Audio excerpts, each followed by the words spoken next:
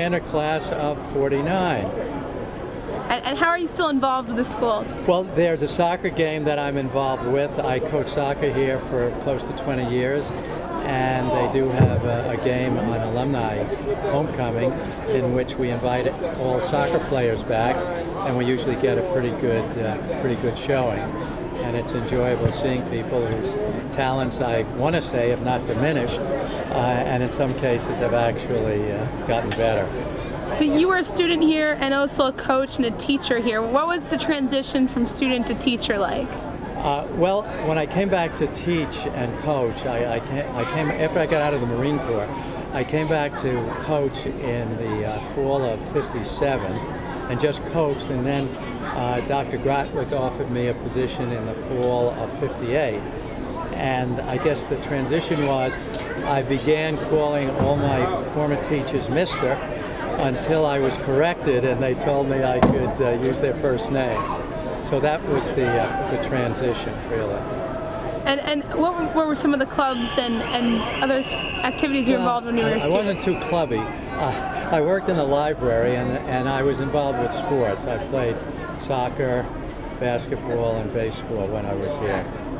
And how has the school changed for you in the sense of not just campus and also? Well, I think aside from increasing numbers, I think the facilities have been significantly enhanced. Obviously, the faculty has been broadened. I think that the type of courses offered are more diverse. The impact of technology on education has been significant, and the availability of resources is more extensive. How has also Horace Mann affected you in terms of your life, and you affected Horace Mann? Well, you'd have to ask my students what impact I might have had, but I was not particular. I was an average student. I worked reasonably hard. As I look back on it, I think that I feel that Horace Mann taught you to live on the cusp, which isn't necessarily bad. It teaches you or taught you how to deal with pressure. I went on to college and found that I did much better because I had been at Horace Mann. I went to the Wharton School at the University of Pennsylvania, and I thought I was tremendously prepared for that type of curriculum. So I found that very pleasing. And so what has been your best moment at Horace Mann? Well, I guess, well, probably the best moment or moments is to talk to students and find out what they're doing, and perhaps periodically they will say, well, you contributed to my development. And I find that probably the most satisfactory thing because it was long-term.